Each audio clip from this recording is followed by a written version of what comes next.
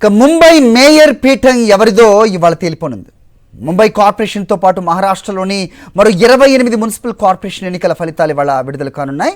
కాసేపట్లో counting start అవుతుంది. ముంబైలో ఏర్పాటు చేసిన 23 కౌంటింగ్ కేంద్రాల్లో ఓట్ల లెక్కింపు జరగనుంది.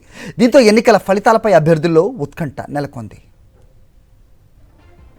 బీజేపీ కూటమిదే విజయమని మెజార్టీ ఎగ్జిట్ పోల్స్ అంచనా వేశాయి. బీఎంసీలో మ్యాజిక్ ఫిగర్ 114 కాగా ఎగ్జిట్ పోల్స్ అంచనాల ప్రకారం మహాయుతి ఈ మార్కును సులభంగా దాటేస్తుందని భావిస్తున్నారు. మహారాష్ట్ర రాజకీయాల్లో శివసేన చీలిన తర్వాత జరుగుతున్న తొలి బీఎంసీ ఎన్నికలు కావడంతో ఈ ఎన్నికలకు ఎంతో ప్రాధాన్యత ఏర్పడింది. దాదాపు 9 ఏళ్ల విరామం తర్వాత జరుగుతున్న ఈ పోరులో ఏక్నాథ్ షిండే, ఉద్ధవ్ ఠాక్రే వర్గాల మధ్య హోరాహోరీ పోటీ నెలకొంది. ఎలాంటి అవాంఛనీయ ఘటనలు జరగకుండా కౌంటింగ్ కేంద్రాల వద్ద భారీ భద్రతను ఏర్పాటు చేశారు.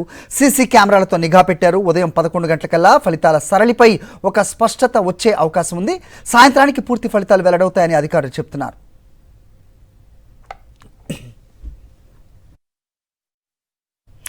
గుజరాత్ సముద్ర తీరంలో పాక్ బోట్ కలకలం రేపింది. మత్స్యకారుల వేషంలో ఓ పడవలో 9 మంది పాక్ దేశీయులు భారత్లో చొరబడేందుకు ప్రయత్నించారు.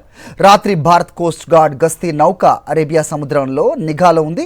ఇదే సమయంలో అకస్మాత్తుగా రాడార్ అనుమానాస్పద కదలికలు గుర్తించింది. అంతర్జాతీయ సముద్ర సరిహద్దు రేఖ సమీపంలో భారత జలాల్లో ఒక పడవ నిశ్శబ్దంగా కదులుతోంది. దీన్ని గమనించిన ఇండియన్ కోస్ట్ గార్డ్ బోట్ను వెంటాడి పట్టుకున్నారు. అందులో ఉన్న 9 మంది పాకిస్తానీలను అదుపులోకి తీసుకున్నారు. వారిని సంఖ్యలతో బంధించి గుజరాత్ పోర్ట్కు తరలించారు. వాళ్ళు పాక్ మత్స్యకారులా లేక ఉగ్రవాదులా అన్న కోణంలో దర్యాప్తు చేస్తున్నారు పోలీస్.